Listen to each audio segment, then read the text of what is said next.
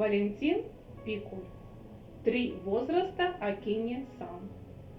Русско-японская война.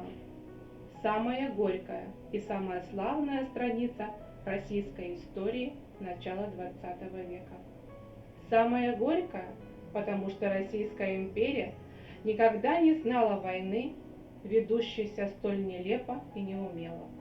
Самая славная, потому что офицеры-солдаты, ставшие скромными героями этой войны, творили чудеса мужества и отваги.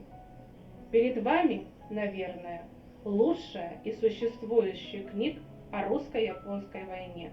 Книга многогранная и увлекательная, блестяще умная и безукоризненно точная.